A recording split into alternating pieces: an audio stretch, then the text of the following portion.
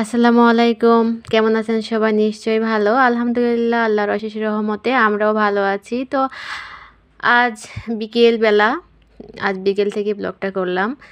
তা হলো আপনাদের ভাইয়া বলছিল যে কয়েকদিন থেকে অনেকদিন হয়ে গেল বাসা থেকে বের হও না, চলো আজকে একটু বাইরে যাই। তো বললাম হ্যাঁ চলো যাওয়া হোক। তো কোথায় যাব? কাছেই এখানে বরিশাল বিএম কলেজ। তো বলছে আমাদের বাসা থেকে অল্প একটু রাস্তার ওই পাশে। তো চলো ওখান থেকে একটু বিকেলে বসে তারপরে চলে আসি। আর ফ্রেন্ডদেরও দেখা হবে যে কেমন আমাদের এখানে যে বিএম কলেজটা আপনারাও দেখতে পাবেন। তো সেজন্যই আর কি যাওয়া। এই তো যাচ্ছি আমরা রাস্তা দিয়ে। তো আমাদের রাস্তার সামনেই বাসার সামনেই চিকন রাস্তা। তো রাস্তা বেশি দূরে না, রাস্তার কাছাকাছি আমাদের মেন রোড। এই রোড দিয়ে একবারে কুয়াকাটা পর্যন্ত যাওয়া যায় বরিশাল। এটা বিশ্ব রোড। তো এরপর রাস্তার ওই পাশেই কলেজ, বজ্রমোহন কলেজ অর্থাৎ বিএম কলেজ। তো এই তো তার গেট দেখতে পাচ্ছেন আপনারা। তো আমরা চলে আসলাম। তো করোনা ভাইরাসের জন্য সব কিছু ফাঁকা দেখা যাচ্ছে এখানে। উম, তো আমরা সামনের গেট দিয়ে না ঢুকে ভাবলাম যে পেছনের গেট দিয়ে যাওয়া যাক। সেজন্য আমরা সামনের গেটে গেলাম। সামনের গেটে যা দেখছি মসজিদ। তো মসজিদটা অনেক সুন্দর। এরপরে আমরা ওখানে একটু দাঁড়ালাম। ওখানে মসজিদের পাশে একটা ফুলের বাগান আছে। ওখানে অনেক সুন্দর সুন্দর ফুল ফুটছে। আসলে শীতের সিজনে ফুলগুলো যখন ফোটে বাগানে অনেক সুন্দর লাগে। এরপর আমরা ওই দিক দিয়ে না ঢুকে অপোজিট সাইডে একটা রাস্তা আছে। তো মসজিদের লোকজন ছিল, আমরা ওই সাইডে যাইনি, এ পাশ দিয়ে ঢুকলাম। তো তারপরে যে কুকুর ছানাগুলো অনেক খেলা করছিল দেখলাম। একটা পুকুর আছে, পুকুরের পাশে দেখতে পাচ্ছেন একটা শানবাঁধা ঘাট আছে। এরপর তার পাশ দিয়ে একটা চিকন সরু রাস্তা আছে। তো ওই সরু রাস্তাতে যাচ্ছিলাম, যেতে দুইটা কুকুরছানা। তো আমরা সেদিক দিয়ে যাচ্ছি, যাওয়ার সময় ভয় পাচ্ছিলাম। এরপর তো এই তো পার হলাম।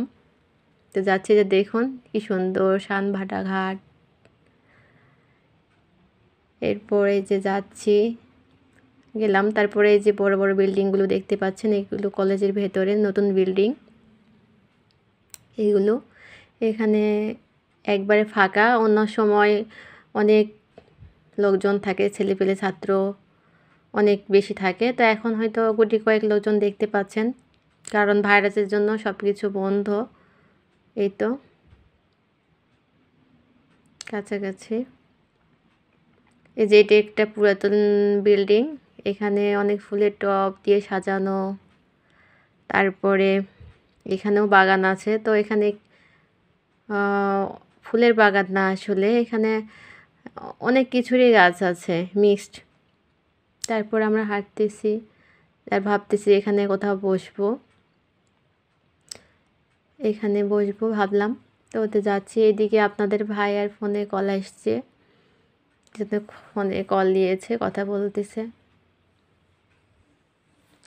এই যে হাঁটতেছি। তো কিছুক্ষণ পরে বললো ফোনে আসছিলাম, ভাবলাম যে কে ফোন দিল। তো বলছি কে ফোন দিল, বলছে যে এখনই তো বাসায় যেতে হবে, কি জানি আসছে, কি দরকার, আর পরিচিত কে জানি। তো এতদিন তো বাইরে আসলাম না, এখন আসলাম, এখনই আসলো, এখন না গেলেও যে কী ভাবে, এ আর কি। তাই টুকিটাকি যেটুকু পারছি তাড়াতাড়ি করে একটু ভিডিওতে আপনাদের দেখানোর চেষ্টা করেছি বরিশালের বিএম কলেজটি। তো এই যে এগুলা নতুন বিল্ডিং, এটা পুরাতন বিল্ডিং। তো ওই পাশে আরও ব্রিটিশের যে বিল্ডিংগুলো আছে এগুলো আছে, এগুলো নতুন। এ পাশে যে দেখতে পাচ্ছেন লাইব্রেরি। এখানে একবারে বলছি না, অন্য সময় অনেক স্টুডেন্ট থাকে বসে বা অনেক লোকজন আসে ঘোরাফেরা করে, এই সময় না। ওখানে একটু বসলাম। আপনার ভাই বলতেছে একটু ফোনে কথা বলে আসি, তুমি একটু বসে থাকো। বসে আছি। তারপরে তো চলে আসলাম বাসায়। এসে ভাবলাম রান্না করব, কি রান্না করব। ফ্রিজ থেকে বের করেছি এগুলো সজনে ডাঁটা, আমার খুব পছন্দ। তাই আজকে রেসিপিতে থাকছে সজনে ডাঁটা। তো সজনে ডাঁটার সাথে এখানে নিয়েছি আমি কই মাছ, সজনে ডাঁটা, আলু, কাঁচামরিচ আর পেঁয়াজ। তো এখানে কই মাছের সাথে কিছু বাইম ছোট মাছ ছিল, তো আমি ভাবলাম যে কই মাছের পাশাপাশি বাইমের ছোট মাছগুলো আছে এগুলোও দিয়ে দিই। এরপর আমি সবগুলো উপকরণ একসঙ্গে ঢেলে দিলাম। ঢেলে দেওয়ার পরে লবণ আর হলুদ দিয়ে দিলাম, কাঁচামরিচ তো দিয়েছি। এক এক করে ফার্স্ট থেকে বলি, এক এক করে এখানে আছে সজনে ডাঁটা, এগুলো আমি ফ্রিজে রেখেছিলাম কারণ আমার সজনে ডাঁটা খুব পছন্দ, সেজন্য সিজনের যে সজনে ডাঁটা সেটা আমার ভালো লাগে। সারা বছরই পাওয়া যায় কিন্তু সিজনেরটা আমার কাছে খুব ভালো মনে হয়, সেজন্য ওগুলো আমি ডিপে রেখে দিয়েছিলাম ভাপ দিয়ে। আর আমি সজনে ডাঁটা রেসিপিতে রেখেছি বাটা মশলা, কই মাছ, সজনে ডাঁটা, পেঁয়াজ, কাঁচামরিচ আর তেল, হলুদ, এগুলোই। এখন এটা ভালোভাবে আমি একটু মেখে নিব। এটা ভালোভাবে মেখে নিব। আর আপনারা যদি জানতে চান যে আমি কিভাবে ফ্রিজে রেখেছি সজনে ডাঁটা, যদি আপনাদের মন চায় যে আমাদের পছন্দ আপু কিভাবে রাখলো, কিভাবে রাখলে এটা বেশি দিন ধরে খাওয়া যায় বা ভালো থাকে, তো আমি সেই ভিডিওটা আপনাদের যদি আপনারা দেখতে চান যে কীভাবে রাখছি সেটা কমেন্টের মাধ্যমে জানালে আমি আবার নেক্সট ডে যখন সিজন আসবে তখন আপনাদের দেখানোর চেষ্টা করবো যে কীভাবে রেখেছি। তো এই তো আমি সবগুলো নেড়ে দিয়েছি। তো আজকে তারপরও একটু খারাপ লাগলো যে অনেক দিনতে বাহিরে যাওয়া হয়নি, তো কিছুক্ষণ আগে গেলাম আর চলে আসলাম। যাই হোক, কী করার আর, প্রয়োজন পড়েছে, না আসলে না। আর খুব কাজের ঝামেলা, আর সেজন্য আসছিল কোনো এক কারণে, আর সেজন্যে আমরা বেশি দেরি করলাম না, চলে আসলাম।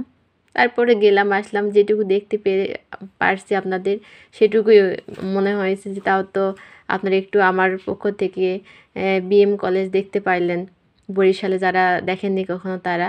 তো আপনারা যদি বিএম কলেজটা পুরোপুরি দেখতে চান তো নেক্সটে জানাবেন কমেন্টে, আমি চেষ্টা করব পুরোপুরি কলেজটা ঘুরে দেখানোর আপনাদেরকে। তো এই তো আমি পানি অ্যাড করে দিয়েছি নেড়ে চেড়ে। এখন সবগুলো মিক্সড হয়ে গেছে যেগুলো দিলাম, তবে বেশি পানি দেওয়া যাবে না যেহেতু এটা আধা সিদ্ধ করা ছিল সজনে ডাঁটা, এই জন্য আমি পরিমাণ মতো অল্প পানি দিয়েছি, কারণ বেশি পানি দিলে সজনে ডাঁটাগুলো বেশি সেদ্ধ হয়ে ভেঙে ভেঙে যাবে, সেজন্য আমি অল্প দিয়েছি।